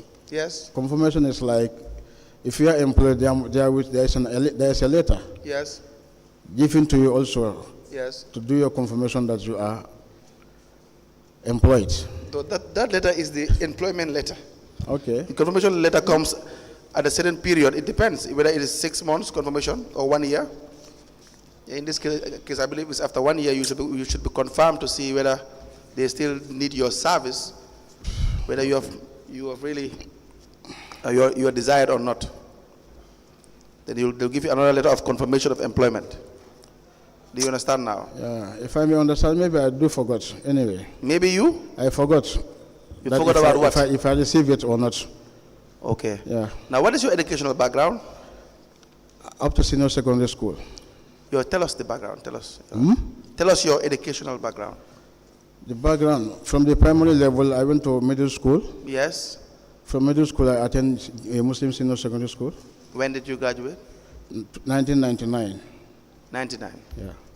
Now, and you were employed as a revenue collector? Yes. Since 2005? Yeah.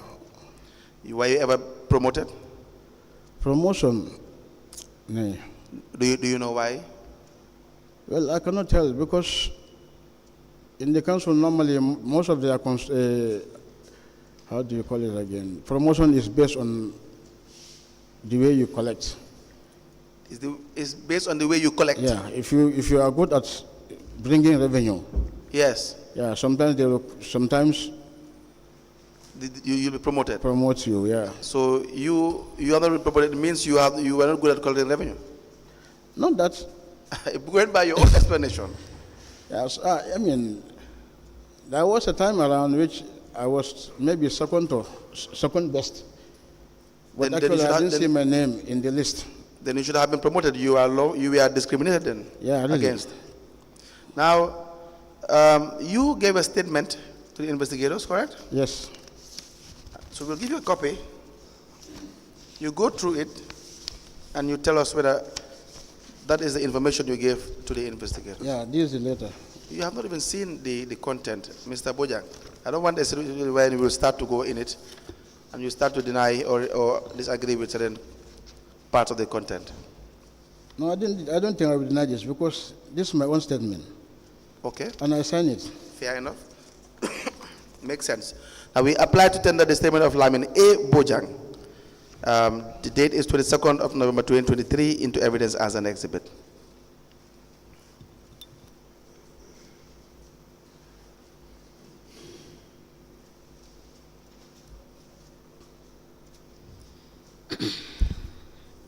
The witness statement of Mr.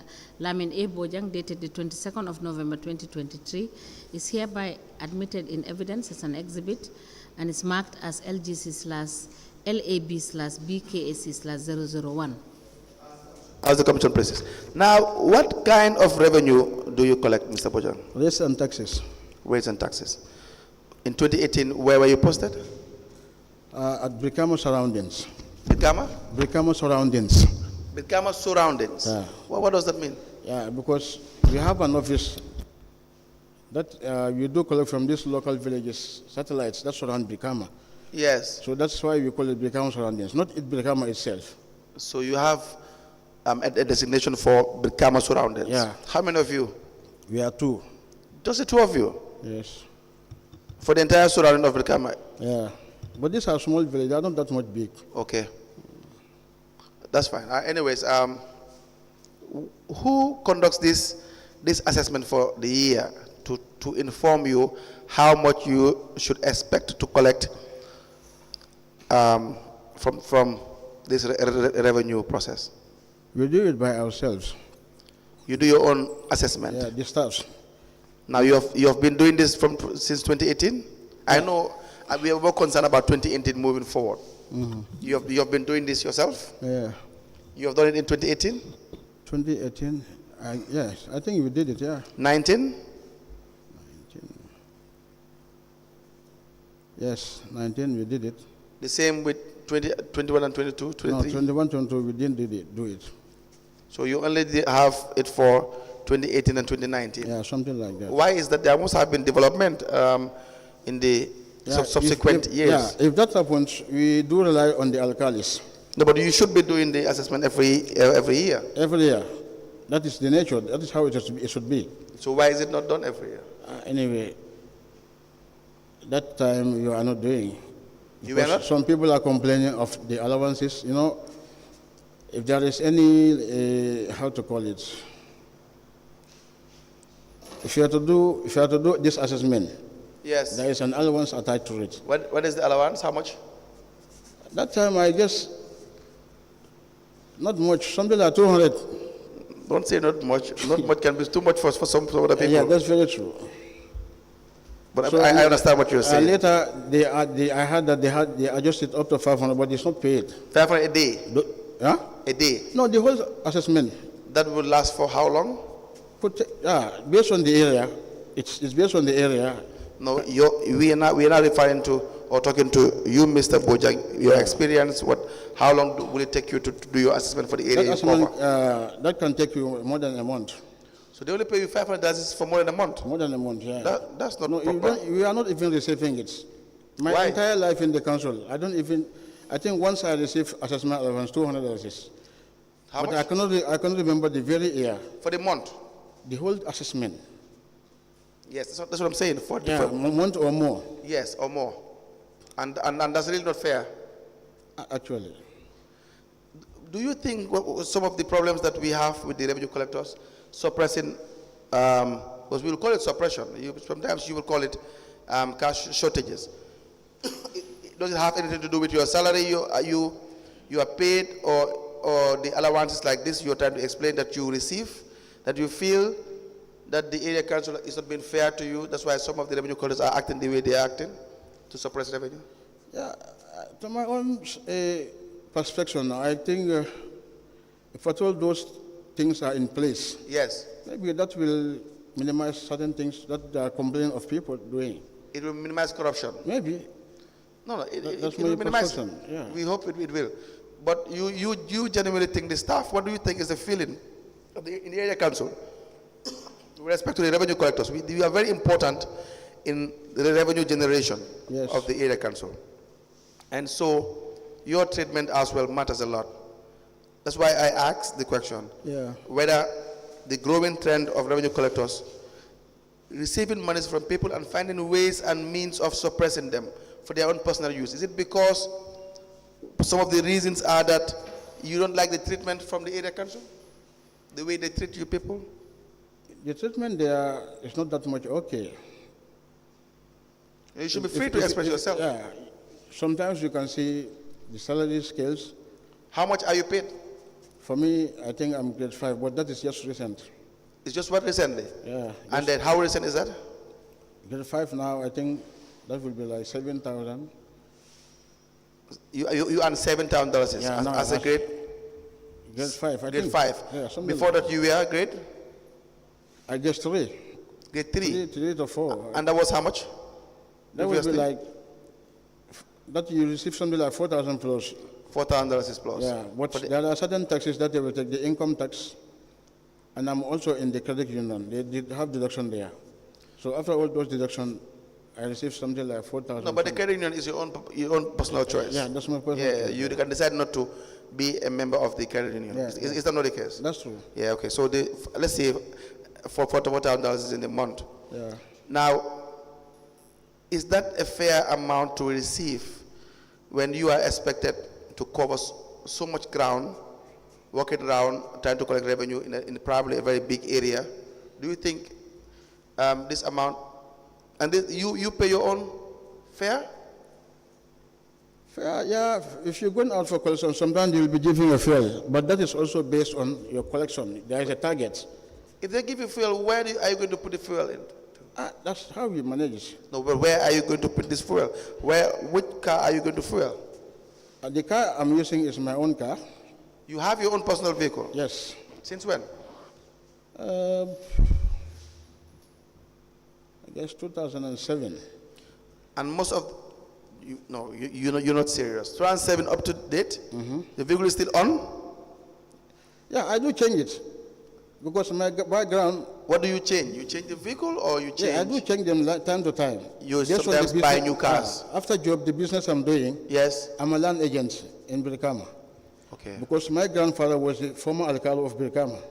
Who's your grandfather? The Bojang says. Who's your grandfather? Alajum Bojang, but it's past. It's late now. No, I mean, it's for the record. You brought it up. You have to. What? You brought it up. You brought your grandfather up. Yeah, of course. I do his transaction for him because it's old. What is your grandfather's name? Alajum Bojang. Alaji? Jum Bojang. Jum Bojang. Now he was the alcalde. And you do transactions for him? For him. So in that, people will be coming to me and say, Lamin, I have a property, sell it for me. If I sell, I'll be given percentage. When did he pass away? Huh? When did he pass away? 2015. That's a long time. We are in 2024. We are in 2024. Yes. Do you still do real estate? What? Do you still do real estate? No, not real estate, actually. I'm an agent. Like you have your own property. I don't. Okay, I'm just giving a sample. No, don't give me. Don't take example. Okay, of me. somebody have a property. Yes. In Brikama. Yes. They want to dispose. Exactly. Come to me, say, Lamin, because I knew people.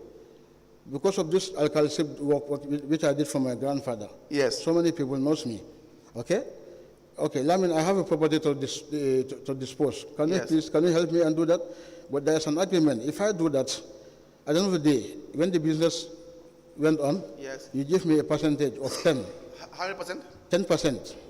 That's too much. A typical sample of 100,000 property, you give me 10,000. Yes. Okay, 200,000, you'll give me 20. Right. 300,000, you give me 30. That's a typical sample. I know how the 10% works. Okay, thank you. Yes. That is it. So this is I've my been to business. school. After job, this is what I do. Yes. After my area council job, this is what I do. Do you have an office? No, I don't know. Do you have agreements you have signed with people? Maybe somebody I suspect that if I do the business for him, he will not pay me. So do you have it? I will engage you on. Do you have samples of those agreements? Nobody will try that, in fact. So all the people you have done business with, you trust all of them? Just pay me like that, yeah. You pay tax? Tax? On that? No. Why? I'm not registered. This is locally. This is what? I do it locally. I'm not registered. Locally? So there is local agency and international agency? Actually, I don't pay tax. You don't pay tax? Yes. So how would we know that you have that kind of business? How will we know that you have this kind of business? Maybe witnesses from Brikama, but there's no document in place. Nothing at all? No document at all? You don't even have copies of one land transaction you have done for someone and you have those copies? You don't even have that? No, I don't know. So how will the commissioners believe what you are saying? Your story is almost believable, but at this point, there seems to be a dead end. No, actually, I don't have all those documents. Not even a receipt of you receiving money from someone lawfully, at least you did a transaction, you are paid? Because normally, these people knows me, in fact. They are my natives. We are staying in the same area. So most of them, uncle, grandfathers, something like that. They will not ask. I cannot even, I don't think I can even ask them. You mean in Brikama? Mr. Bojang, you are accusing the grandfathers in Brikama and the grandmothers. They said give you land to sell in Brikama. Yeah? You are really accusing these old people. I don't know. I hope when you go back, they will not be angry with you. Now, Mr. Bojang, the idea is to help you, if you claim that you have a legitimate business, you must be able to prove it. I don't doubt that. I know too many people probably may do things on the side or whatsoever, but that's not how the law works. So how the law works is you must have to prove it. If you don't prove it, we can't say that some monies that you are found in your account or whatsoever are legitimate funds. We can't say that. Do you understand why it is important that I ask these questions? No. Now, do you understand why it is important that I ask you a question regarding whether you have proof of funds? Yeah, maybe to ascertain. Yes, exactly. Yeah. Now let's go back to the issue. Okay. So you were given a cash book. Cash book? When in 2018 you operate a cash book. You have Yes. a cash book that Yes. you operate? Mm-hmm. Is that the case? Yeah, I have a cash book. Do you have the cash book with you currently? Currently? Yes, with you. Do you now have the cash book in the commission here? Yeah, I submitted it to the council, to the commission. How many cash books? Yes, 3 of them. Look at those cash books, whether those are yours.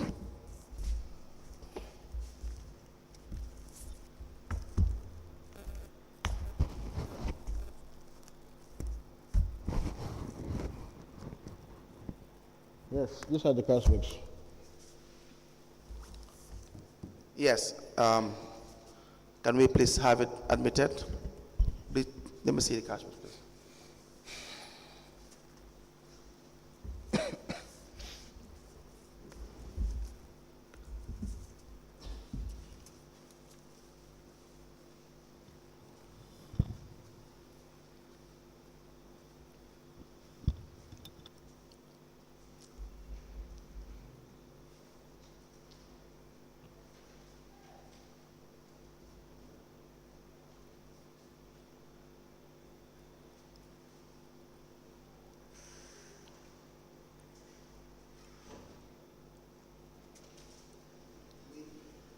We applied to tender the cash books from the witness. There are 4 in number.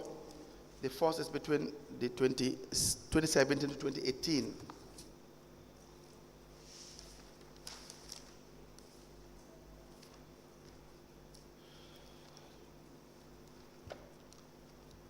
The second is from 2018 to 2021.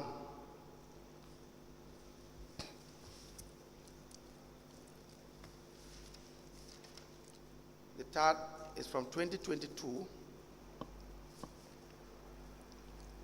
2023.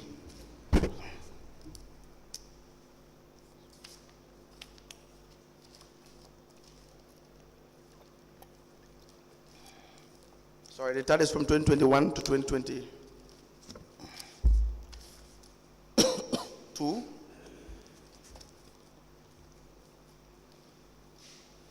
And the fourth is from 2022 to 2023 into evidence as an exhibit.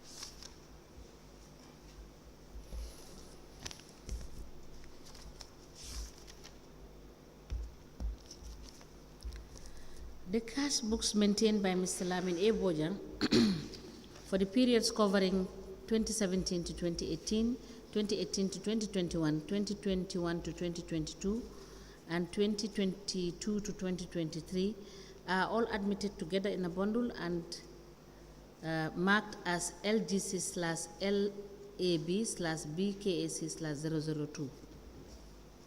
I think this is a convenient point to stop. We may rise and continue tomorrow. Thank you. As the commission places here.